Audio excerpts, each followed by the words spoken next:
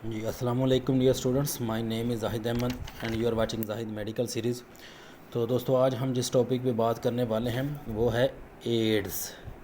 Ads जिसको हम कहते हैं एक्वायर्ड इम्यूनो डेफिशिएंसी सिंड्रोम। तो हमारे पास स्टूडेंट्स ये एक एसटीडी डिसीज़ होती है। एसटीडी है मतलब ये क्या है, ये सेक्सुअल ट्रांसमिटेड डिसीज़ में इसको काउंट किया जाता है, जो कि सेक्सुअली ट्रांसमिशन से हमारे पास क्या होती है, उससे फैलती है। इसके अलावा स्टूडेंट्स इसका जो एजेंट होता है, जो मेजर काजिंग एजेंट इसका है, वो है HIV। HIV की मदद से ये फैलती है। HIV हम कहते हैं ह्यूमन इम्यूनो डेफिशिएंसी वायरस। तो मतलब ये किसकी वजह से हो सकती है, ये एक वायरस की मदद से होती है जिसको HIV कहते हैं, और ये एक सेक्सुअल ट्रांसमिटेड डिसीज़ है। 1980 के अंदर सबसे पहले इस डिसीज़ के बारे में जांच पड़ताल की गई, क्योंकि USA के अंदर कुछ मरीज़ ऐसे आ गए थे जिनके अंदर डिफरेंट टाइप के सिम्टम्स थे। और उन्होंने जब रिसर्च की, साइंटिस्ट ने, या उनसे जब आप कहते हैं उनसे पूछा गया, तो उन्होंने बताया कि वो सारे के सारे क्या थे, होमोसेक्सुअल थे। वो सारे के सारे क्या थे, होमोसेक्सुअल थे।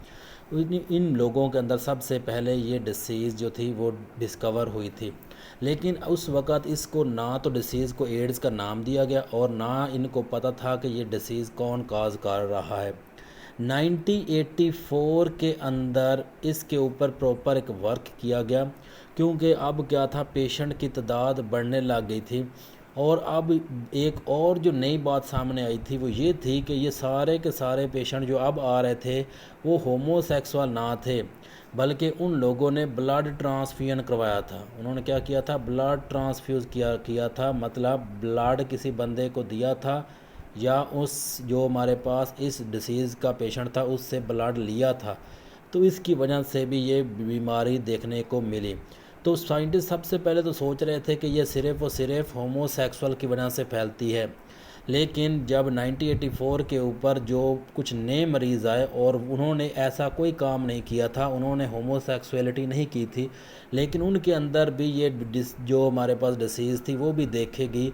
तो जब उनसे पूछा गया तो उन्होंने कहा कि उन्होंने ब्लड ट्रांसफ्यूज़ करवाया था। तो इसकी मदद, तो इससे पता चला कि जो एड्स होती है वो या तो होमोसेक्सुअल से फैलती है या फिर हमारे पास ब्लड ट्रांसफ्यूजन से फैलती है। और 1984 के अंदर स्टूडेंट्स दो कंपनियों ने रिसर्च की थी, एक USA के अंदर और दूसरी हमारे पास फ्रांस के अंदर। एक USA के अंदर और दूसरी जो हमारे पास थी वो फ्रांस के अंदर। USA के अंदर जो कंपनी थी वो नेशनल इंस्टीट्यूट थी, और जो फ्रांस के अंदर था वो पास्चर इंस्टीट्यूट। ये दो कंपनियों ने कहा, वर्क किया इसके ऊपर, और 1984 के अंदर इन्होंने डिस्कवर किया कि जो डिसीज़ हमारे पास एड्स काज कर रहा था वो HIV है, और इन्होंने इस वायरस को नाम दिया HIV। और अगर हम स्टूडेंट्स बात करें कि ये किस तरह से हमारे पास फैलता है, अगर हम इस चीज़ को देखें कि ये ट्रांसफ़र कैसे होता है, ये अगर हम ट्रांसफ़र इसका चेक करें कि ये कैसे फैलता है, तो स्टूडेंट्स याद रखें, नंबर 1 तो हमें पता है होमोसेक्सुअल से फैलता है। होमोसेक्सुअल से ये फैलता है, इसीलिए हमने इसको STD डिसीज़ भी कहा था। इसके अलावा इसके एक मेजर काज जो सेकंड हमारे पास है वो ब्लड ट्रांसफ्यूजन से भी फैलता है। हमने क्या किया, ब्लड ट्रांसफ्यूजन से भी ये डिसीज़ हो सकती है। अगर आपने अपना ब्लड किसी ऐसे बंदे को दिया जिसको ये बीमारी थी, या किसी ऐसे बंदे से ब्लड लिया जिसको ये बीमारी थी, HIV जिसके अंदर पाया गया था, तो आपको भी ये डिसीज़ हो सकती है। तीसरा, इसके अलावा स्टूडेंट्स हमारे पास क्या आ सकता है, ये सीमन की मदद से भी फैल सकती है, सीमन के मदद से भी फैलती है। इसके अलावा हमारे पास स्टूडेंट्स वजाइनल फ्लूइड से भी ये फैल सकती है। किसकी मदद से फैल सकती है, वजाइनल फ्लूइड की मदद से भी ये डिसीज़ जो है वो फैल सकती है। और इसके अलावा स्टूडेंट्स अगर हम 5th नंबर पे बात करें, तो आप अगर स्टेराइल नीडल्स किए बगैर, हमारे पास स्टेराइल नीडल्स जो था वो अगर आप नहीं करते, मतलब हमारे पास जो आप कह सकते हैं जो नीडल्स थी उनको आप डिस्पोज़ नहीं करते और वही नीडल जो थी वही यूज़ करते हैं अगले बंदे को इंजेक्शन लगाने के लिए, तो ये डिसीज़ उस बंदे के अंदर भी ट्रांसफ़र हो सकती है। तो स्टेराइल नीडल्स की मदद से हो सकती है। और इसके अलावा स्टूडेंट्स 6 नंबर हमारे पास आता है, ब्रेस्ट फीडिंग से भी ये स्टूडेंट्स फैल सकती है। ब्रेस्ट फीडिंग से भी ये हमारे पास डिसीज़ ट्रांसफ़र होती है। तो स्टूडेंट इसके 6 हमारे पास जो आप कह सकते हैं ट्रांसफ़र होते हैं, या तो ये होमोसेक्सुअलिटी से फैलेगी या ब्लड ट्रांसफ्यूजन से। इसके अलावा थर्ड हमारे पास सीमन ट्रांसफ़र अगर हो गया किसी बंदे के अंदर तो उसमें भी फैल सकती है। वजाइनल फ्लूइड से भी फैलती है, अगर HIV का पेशेंट होगा तो उसकी वजाइनल फ्लूइड से भी ये फैल सकती है। सेट्राइल नीडल से फैलती है और ब्रेस्ट फीडिंग से फैल सकती है। अब अगर हम स्टूडेंट्स बात करें कि किन तरीक़ों से हमारे पास ये नहीं फैलती, नो ट्रांसफ़र। अब कैसे ये ट्रांसफ़र नहीं होती, ट्रांसफ़र नहीं अगर होगी तो याद रखें स्टूडेंट्स, इसका नंबर 1 ट्रांसफ़र नहीं होती तो हमारे पास स्टूडेंट्स नंबर 1 आता है स्किन टू स्किन कंटैक्ट आता है। स्किन टू स्किन कंटैक्ट से ये डिसीज़ नहीं फैलती। स्किन टू स्किन कंटैक्ट का मतलब क्या है, अगर आप किसी बंदे के साथ शेकिंग हैंड करते हैं, हाथ मिलाते हैं, बेशक उसको ये डिसीज़ है, शेकिंग हैंड से भी नहीं फैलती, हगिंग से भी नहीं फैलती। किसी बंदे को आप गले लगाते हैं, अगर वो उसको डिसीज़ होगी भी तो लेकिन आपको ये ट्रांसफ़र नहीं होगी। नंबर 2 क्यों नहीं ट्रांसफ़र होती। नंबर 2 हमारे पास आप शेयरिंग फूड, अगर आप अपना खाना जो है किसी बंदे के साथ शेयर करते हैं जिसको एड्स होगा उस तो भी ये हमारे पास आपके अंदर ट्रांसफ़र नहीं होगी। Sharing hand, sharing food, drinking वगैरह अगर आप शेयर करते हैं तो भी ये डिसीज़ ट्रांसफ़र नहीं होती। इसके अलावा नंबर 3 अगर हम बात करें एयर और वाटर से, एयर या वाटर हमारे पास इनसे भी ये डिसीज़ नहीं फैलती। एयर और वाटर से भी ये डिसीज़ जो है वो नहीं फैलती। इसके अलावा हमारे पास स्टूडेंट्स सलाइवा, हमारे पास सलाइवा, टीयर्स जो होते हैं, सलाइवा हो या टीयर्स वगैरह हो तो इनसे भी ये डिसीज़ जो है वो ट्रांसफ़र नहीं होती। लेकिन एक शर्त है कि सलाइवा या टीयर्स में ब्लड ना आ रहा हो। अगर उस पेशेंट का ब्लड भी शामिल हो गया तो फिर ये डिसीज़ ट्रांसफ़र हो सकती है, अदरवाइज सलाइवा, टीयर्स वगैरह की मदद से ये डिसीज़ जो है वो ट्रांसफ़र नहीं होती। तो अभी तक हमने स्टूडेंट डिस्कस किया कि एड्स क्या चीज़ है और ये कैसे ट्रांसफ़र होती और कैसे ट्रांसफ़र ये नहीं होती है। अब हम नेक्स्ट स्टूडेंट बात करने वाले हैं कि इसके सिम्टम्स क्या होते हैं, एड्स के सिम्टम्स क्या होते हैं।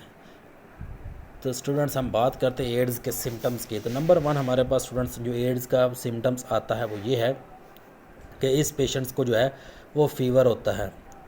फ़ीवर जो हमें पता है कि हर डिसीज़ में फ़ीवर तो लाजमी आता है, लेकिन यहाँ पे जो इस डिसीज़ में जो पेशेंट को फ़ीवर होता है वो फ़ीवर रिकरिंग फ़ीवर होता है। कौन सा फ़ीवर होता है, रिकरिंग फ़ीवर होता है। मतलब ठहर ठहर के ये फ़ीवर होता है। अगर रात को फ़ीवर हुआ है तो दिन के वक्त इस बंदे को बुखार नहीं होगा और रात के वक्त ये बुखार अक्सर देखने को मिलता है। इसके अलावा स्टूडेंट्स हमारे पास क्या है, सेकंड ये है कि नाइट स्वेटिंग होती है। नाइट स्वेटिंग, इस बंदे को रात के वक्त पसीना आता है। इस बंदे को क्या होगा स्टूडेंट्स, रात के वक्त पसीना आएगा। इसके अलावा स्टूडेंट्स ओरल थ्रश हो सकता है। इस बंदे का जो गला है वो भी ख़राब हो सकता है, ओरल थ्रश होगा, या हम कह सकते हैं गला जो होगा वो उसमें सोजन हो जाएगी, स्वेल्विंग हो जाएगी गले की। इसके अलावा स्टूडेंट्स इस बंदे को निमोनिया होता है, निमोनिया हो जाएगा, बंदे को क्या होगा, निमोनिया हो सकता है। नंबर 5 क्या होगा, इसी बंदे को टीबी के केसेस भी देखने को मिलते हैं, टीबी भी हो सकता है। इसके अलावा 6 अगर सिम्टम्स की बात करें तो 6 सिम्टम्स स्टूडेंट्स आता है, इसमें कैंसर पेशेंट को अक्सर देखने को मिलती है। कैंसर जिसको हम लिम्फोमा कैंसर इसमें होता है, मतलब लिम्फ नोड जो होंगे वो उनकी स्वेल्विंग हो जाती है। इसके लिए हमारे पास जो होता है लिम्फोमा कैंसर अक्सर देखने को मिलता है, यानी लिम्फोसाइट जो होते हैं, WBCs जो हमारे पास लिम्फोसाइट हैं उनकी स्वेल्विंग हो सकती है जिसको लिम्फोमा कहते हैं। तो इसके अलावा स्टूडेंट्स हम बात करें तो इसमें एक और सिम्टम्स जो आता है वो है वेट लॉस। पेशेंट जो होगा उसका क्या होगा, उसका वेट लॉस हो चुका होता है। इसके अलावा स्टूडेंट्स 8 हमारे पास जो सिम्टम है वो इम्यून सिस्टम डैमेज हो चुका होता है। इम्यून सिस्टम जो होगा वो डैमेज हो चुका होता है। और ये कहा जाता है कि अगर किसी जो HIV का पेशेंट होता है उसके ऊपर अगर स्टूडेंट्स उसके ऊपर इन्फ्लुएंजा वायरस अटैक कर दे, जो आम नज़ला ज़ुकाम होता है, अगर उस नज़ले ज़ुकाम वाला वायरस ही अटैक कर दे, इन्फ्लुएंजा वायरस, तो इस बंदे की डेथ हो चुकी होती है, क्योंकि इस जो हमारे पास इसका इम्यून सिस्टम होता है वो बहुत ज़्यादा वीक हो चुका होता है और ये इसकी बॉडी को प्रोटेक्ट नहीं कर पाता। इसके अलावा अगर हम स्टूडेंट्स मज़ीद बात करें इस पेशेंट्स की, तो इसके जो होंगे लिम्फ नोड की स्वेलिंग हो चुकी होती है। क्या होता है भला? लिम्फ नोड स्वेल हो जाते हैं। लिम्फ नोड जो होते हैं वो क्या है, हमारे पास स्वेल्व होते हैं। इसके अलावा स्टूडेंट्स इसके अगर हम 10th सिम्टम्स की बात करें, 10th सिम्टम्स की, तो क्या होता है स्टूडेंट्स, कफ़िंग वगैरह होती है, कफ़िंग वगैरह इसमें होगी, और साथ क्या होगा, जो हमारे पास होता है स्टूडेंट्स, ब्लड भी आता है। क्या होता है, मुंह से ब्लड भी आ सकता है। तो ये तमाम के तमाम स्टूडेंट्स क्या आते हैं, सिम्टम्स हैं हमारे पास किसके, इस चीज़ के बीमारी के।